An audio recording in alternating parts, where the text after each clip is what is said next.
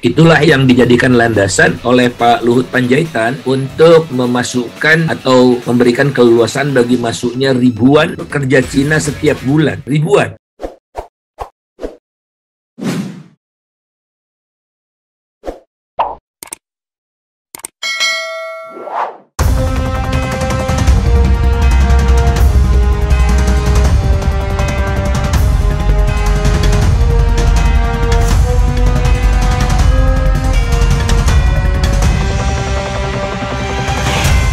Saya pernah membaca tulisan Abang soal nikel. Yang Abang mengatakan Pak Jokowi bahkan dibohongi besar-besaran. Entah yang membohonginya itu siapa, saya tidak tahu. Yang jelas produk akhir nikel itu kan sebenarnya paling keren itu lithium ya, baterai lithium. Dan dengan membangun smelter di sini seolah-olah kita sudah melakukan hilirisasi. Padahal itu pura-pura saja. Semuanya itu untuk kepentingan China. Saya membedakan China sama China biar berbeda China. Abang bisa jelaskan soal itu? Dan itu masih relevan nggak sampai sekarang? Masih, sudah dikoreksi sebagian kebijakannya. Ya. Terakhir Menkumham buat surat edaran atau apa namanya ya, melarang pekerja luar negeri untuk proyek strategis nasional sekalipun. Nah, itu yang biasanya dijadikan landasan masuknya maaf, saya minum dulu. Iya, silakan. Itulah yang dijadikan landasan oleh Pak Luhut Panjaitan untuk memasukkan atau memberikan keleluasan bagi masuknya ribuan pekerja Cina setiap bulan. Ribuan. Ya. Kalau yang 20, 200, itu yang tertangkap media. Tapi ternyata media tidak mampu untuk, atau tidak bisa ya, untuk menangkap seluruh yang masuk ini. Karena modusnya lewat Samratulangi.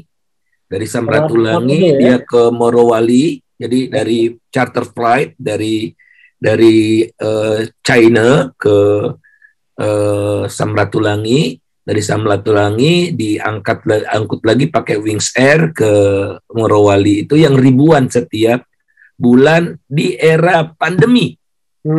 Di era pandemi. Oleh karena itu orang protes, kita dibatasi kok mereka bisa. Atas nama proyek strategis nasional bikin baterai. Padahal sampai detik ini belum ada yang bikin baterai. Di sini? Di kawasan timur itu, kawasan Morowali dan Kanowe itu. Nah, yang mereka lakukan adalah mengolah biji timah, ya, mengolah biji timah menjadi sebagian besar NPI, nickel pig iron, pig iron, yang kira-kira sudah diolah maksimum 20-25%. Oke. Jadi masih di hulu nih, belum ke hilir, katanya kan hilirisasi. Nah, itu jadi nickel pig iron, sebagian besar diekspor ke China untuk diolah lebih lanjut di China. Dan ada insentif ekspornya? Tidak ada biaya. Masih ada lagi ya. Fasilitas lain. Mereka bisa membeli biji nikel dengan harga hanya 1/4 atau 1/3 harga internasional. Oke.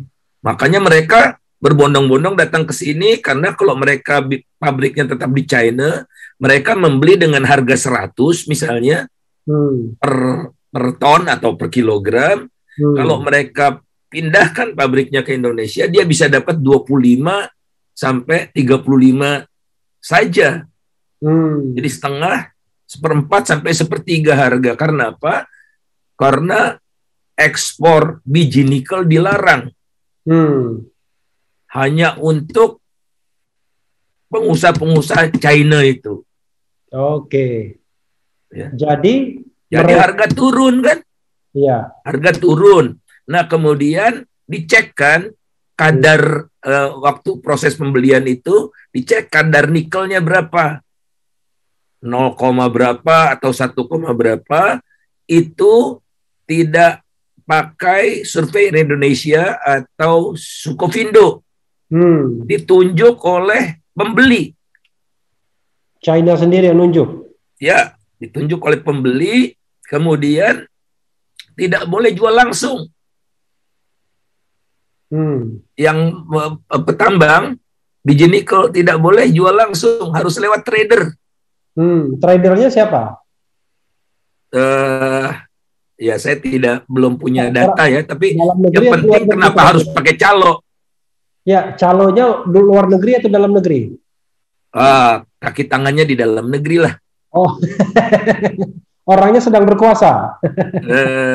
Saya tidak bisa tunjukkan. Tapi ya itulah kaki tangannya. Kan mereka tidak mungkin bisa beroperasi sendiri di Indonesia. Nah, kemudian kalau dinilai oleh si surveyornya ini kadarnya di bawah ketentuan, mereka penalti, turunkan lagi harganya. Kemudian mereka tidak mengikuti harga pokok yang telah ditetapkan pemerintah.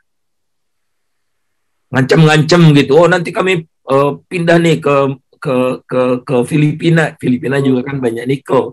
Gitu ya. Jadi nah kemudian tadi produk-produknya diekspor ke China, jadi sendok, jadi garpu, jadi pisau, jadi lembaran baja tahan karat yang high quality. Nah, kita impor lagi dengan dari China. Nilai tambah. Nah, ada rencana bikin pabrik baterai. Ya. Tapi kan paling cuma satu yang bikin pabrik, tapi semua ini dapat gitu.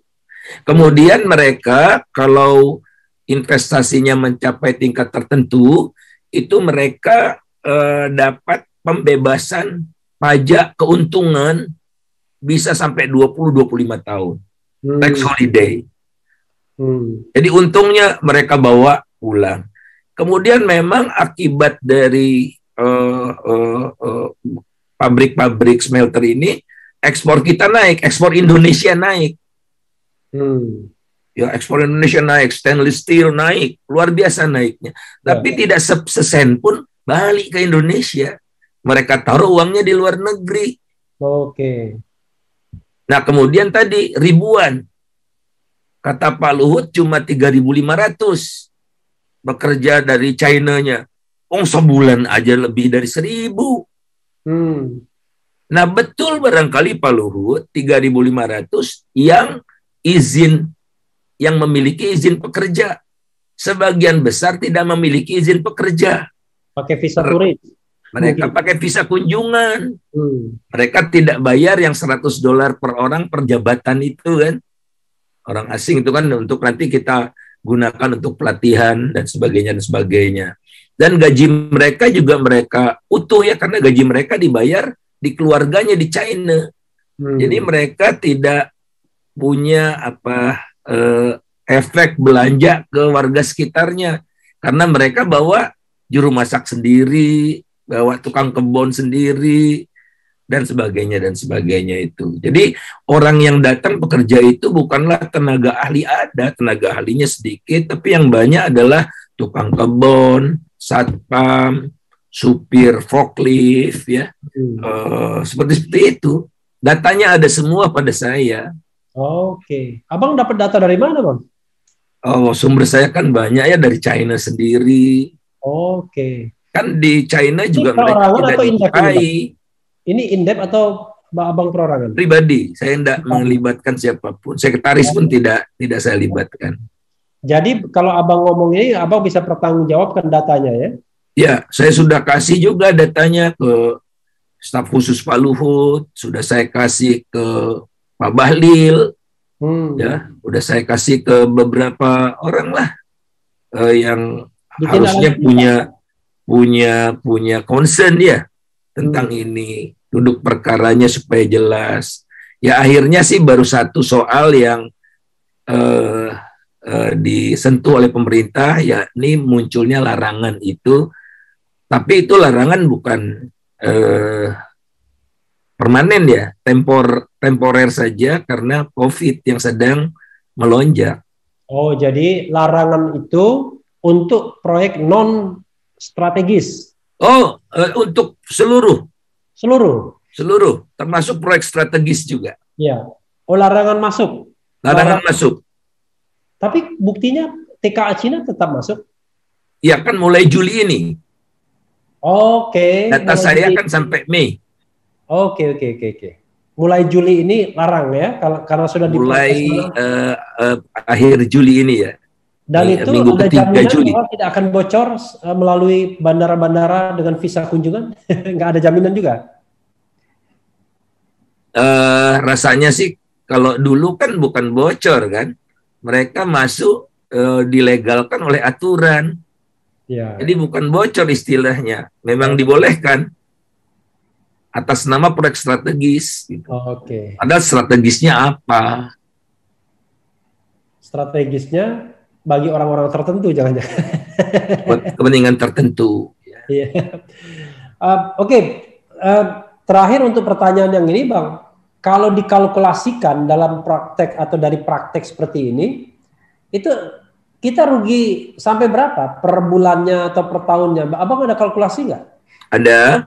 Ya. Tapi saya tidak ingat angka-angka ya. Tapi kira-kira dari seluruh nilai yang diciptakan dari proses mengolah dari biji sampai produk-produk smelter, ya, maksimum yang tinggal di wilayah Republik Indonesia ini 10%. 10%. Jadi 90% dinikmati oleh China. 90%. Jadi Indonesia dijadikan ekstensi dari China untuk mendukung industrialisasi di China. Oke, jadi tidak benar kalau investasi itu membantu Indonesia, kecuali 10% tadi. 10%. Jadi ya bantuan juga 10%. Tapi kita kehilangan potensi 90%. Kalau kerjasama mestinya angka berapa, Bang, yang paling masuk akal? Kalau misalnya kita bicara keseluruhan itu 100%, kalau misalnya itu win-win solution, harusnya berapa-berapa? Ya sebagian besar ke kita lah ya. Oh iya ya, karena kita yang punya barang kan. Ya, kalau hitungan korporasi tentu saja berapa modal yang disetor. Nah, kita punya apa? Kita kan punya biji timah, kita punya tanah, kita punya tenaga kerja gitu-gitu ya. Iya. Artinya kalau misalnya di kasus minyak ya, di masa lalu itu bagi hasilnya 85 untuk pemerintah, 15%, 45% ya, untuk pemerintah, 15% untuk kontraktor setelah segala biaya ditanggung oleh pemerintah. Cost recovery. Oh, cost recovery-nya, oke. Seluruh ongkosnya ditanggung, dihitung, 85% masuk pemerintah. Ya, itu pun dulu bermasalah juga ya, karena cost recovery-nya bisa naik terus. Karena ya otomatis cost recovery naik terus, karena kan minyaknya makin dalam, makin sulit didapat. Yang penting adalah tambahan pendapatan kita lebih tinggi dari tambahan ongkos. Ongkos naik, tapi pendapatannya juga naik lebih tinggi. Oke, jangan ongkos naik, tapi kemudian tambahan pendapatan turun ya. Seperti Freeport misalnya. Freeport memberikan rencananya memberikan apa namanya tiap tahun itu dividen. Nah, dividen ini konon katanya sama aja dengan dividen yang dulu juga ketika kita belum mengambil alih Freeport gitu. Kalau di Freeport ini datanya dibandingkan kan kita untuk mengambil alih Freeport menjadi 51%, kita tidak punya uang. Ya, kita pinjam. Ya. Kita pinjam. Nah, bunga pinjamannya itu setiap tahun lebih tinggi daripada dividen yang didapat pemerintah. Jadi kapan untungnya? Dan ini bisa berlangsung selama berapa tahun, Abang prediksi? Bisa 20 tahun, 30 tahun. Ya, jadi kita punya kekayaan untuk mengambil alih kekayaan punya kita sendiri, kita ngutang, dan dividen yang kita dapatkan itu untuk bayar utang saja kurang. Dan ini bisa berlangsung sampai 20 tahun. Karena itu pertanyaannya yang cerdas siapa? Bingung kita ya. Iya, kan sederhananya kok milik kita kita beli sendiri. Iya, that's the point ya. Walaupun ya udahlah, itu perdebatan lama. Saya ingin ya, tapi nanti itu suatu ketika nanti pasca pemerintahan Pak Jokowi orang akan bongkar itu. Oke. Ya. Mudah-mudahan ya. Walaupun the dark number cases ini terus bertambah, Bang, terutama di hak asasi manusia. Satu pemerintahan belum menyelesaikan kasus A, tiba-tiba kasus B muncul lagi dan lain sebagainya.